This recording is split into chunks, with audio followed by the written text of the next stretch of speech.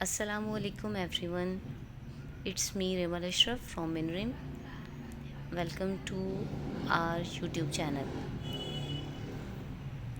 अब आज हम लोगों ने अपने प्रीवियस लेक्चर में डिस्कस किया था unit number 1 matrices and determinants of grade 9th which is of science group. हम लोगों ने क्वेश्चन नंबर 1 जो था वो अपने प्रीवियस लेक्चर में डिस्कस कर लिया था। अब आज हम लोग उसका क्वेश्चन नंबर 2 करेंगे। अब जैसे कि देखिए क्वेश्चन नंबर 2 जी रहा हमारे पास। क्वेश्चन नंबर 2 में उन्होंने लिखा हुआ है which of the following matrices are equal. ये आगे उन्होंने हमारे पास 1 2 3 4 5 6 7 8 9 एंड 10 क्वेश्चन उन्होंने हमें दिए हुए हैं और हम लोगों ने इसको बताना है कि हमारे पास कौन से दो मैट्रिसेस जो हैं वो आपस में इक्वल होंगे। तो सबसे पहले तो हमें ये पता होना चाहिए कि मैट्रिसेस इक्वल कब होते हैं, कैसे पता चलेगा कि जो है मैट्रिसेस जो हैं वो आपस में इक्वल हैं।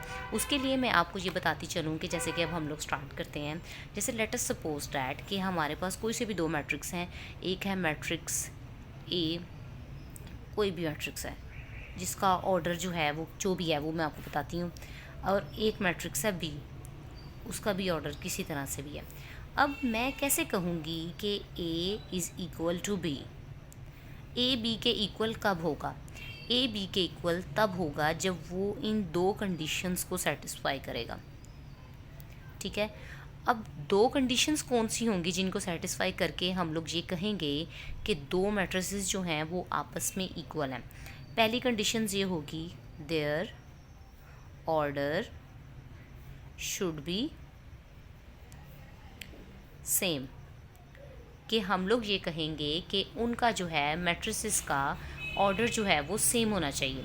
जैसे कि अगर for example order of matrix ए, ऊपर हम लोगों ने क्योंकि ए और बी कंसिडर किए हुए, order of matrix A that is equal to order of matrix B.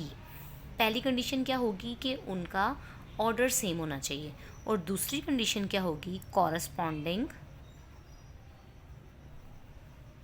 Entries should be same. इसका क्या मतलब है? इसका मतलब ये हुआ कि हमारे पास पहली कंडीशन तो ये थी ना कि उनका ऑर्डर सेम होना चाहिए, दूसरी कंडीशन ये है कि उनकी एंट्रीज भी सेम होनी चाहिए। अब एंट्रीज़ का क्या मतलब है? एंट्रीज़ का मतलब ये जो सेकंड पॉइंट है इसको मैं आपको समझाती चलूँ, क्योंकि हम लोगों ने क्वेश्चन नंबर 1 जो सारा किया था उसमें तो हम लोगों ने सारे क्वेश्चन में ऑर्डर के बारे में डिस्कस किया था, लेकिन अभी जब मैं आपको मैट्रिक्स की कोई एग्जांपल लेके बताऊंगी उसमें मैं आपको एक दफ़ा दोबारा बता दूंगी। अब देखें उन्होंने लिखा corresponding entries should be same. इसका क्या मतलब है? इसका मतलब ये है कि जैसे फॉर एग्ज़ाम्पल एक मैट्रिक्स है 1 2 3 4, इसका ऑर्डर क्या है 2/2, ठीक है, और एक मैट्रिक्स है बी, वो लिखा हुआ है 1 3 4 एंड 5। अब देखें अगर हम लोग इक्वल मैट्रिसेस की डेफिनेशन को लेके देखें तो ऑर्डर तो इन दोनों का सेम है, इसका भी ऑर्डर 2/2 और इसका ऑर्डर भी 2/2 है, ये तो ऑर्डर तो दोनों का सेम हो गया, लेकिन मैं इनको इक्वल नहीं कहती। उसके पीछे की रीज़न क्या है? क्योंकि हमने सेकंड कंडीशन को भी देखना है कि अगर दोनों कंडीशंस लाई करेंगी देन वो दोनों मैट्रिसेस आपस में एक दूसरे के इक्वल होंगे। अब corresponding entries should be same, इसका क्या मतलब है? इसका ये मतलब है कि देखें अगर यहाँ पे फर्स्ट रो और फर्स्ट कॉलम का जो फर्स्ट एलिमेंट है अगर यहाँ पे 1 लिखा हुआ है तो वहाँ पे भी 1 है, ठीक है, ये तो सेम हो गया।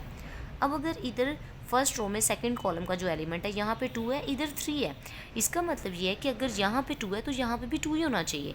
अब जैसे यहाँ पे 3 है और यहाँ पे 4 है, ये दोनों सेम नहीं है। अब यहाँ पे 4 है, यहाँ पे 5 है, तो इसका मतलब ये हुआ कि कोरिस्पोंडिंग का मतलब ये कि अगर A11 और A12, इनको 1 1 का मतलब ये होता है कि first row and first column का एलिमेंट है ये, 1 2 का मतलब ये है कि रो तो फर्स्ट है लेकिन कॉलम सेकंड हो गया, A11 और इधर भी ये भी A11 है और ये A12 है, तो मतलब इन दोनों का ये और ये सारी वैल्यूज़ जो हैं वो सेम होनी चाहिए, तो फिर ये मैट्रिसेस आपस में इक्वल होंगे। अब हम लोग अपनी एक्सरसाइज की तरफ अगर आएँ तो मैं आपको बुक में उसको एक्सप्लेन कर देती हूँ।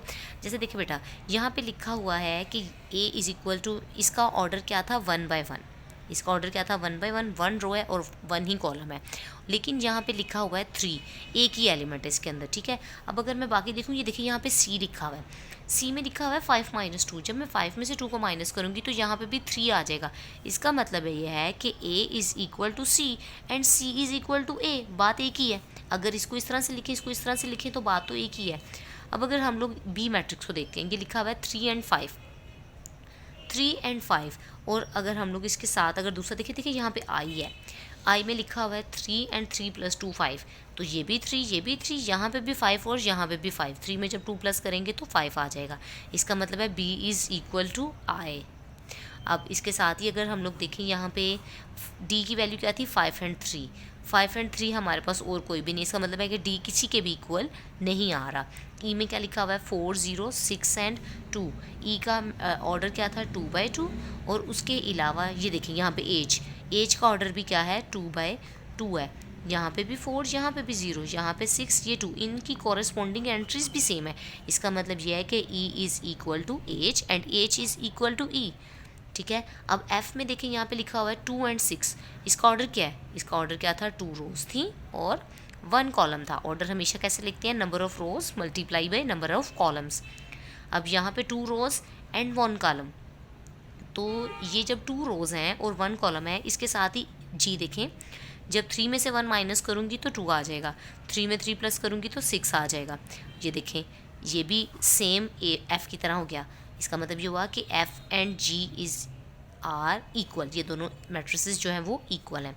उसके बाद हमारे पास जे रह गया।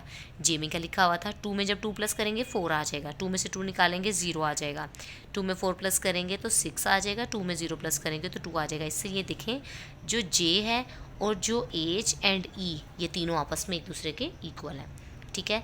अब हम लोग अगर इसको आगे कंटिन्यू करें, अपना क्वेश्चन नंबर 3 देखें, तो क्वेश्चन नंबर 3 में हम लोग ये देखते हैं कि उन्होंने बोला कि find the values of A B C and D which satisfy the matrix equation. वो ये कह रहे हैं कि अगर ये दोनों मैट्रिक्स आपस में एक दूसरे के इक्वल हैं तो आप हमें यहाँ से ए की, बी की, सी की एंड डी की जो है वो वैल्यू बताएं, ठीक है। ये जो क्वेश्चन नंबर 3 है वो हम लोग कल इंशाल्लाह डिस्कस करेंगे, क्योंकि उतना काम करना है जितना इजीली डाइजेस्ट हो सके, ठीक है। अब अगर आपको मेरे क्वेश्चन की समझ आई हो तो आपने मेरा चैनल लाजमी सब्सक्राइब करना है और कमेंट भी दीजिएगा, ठीक है। अल्लाह हाफ़िज़।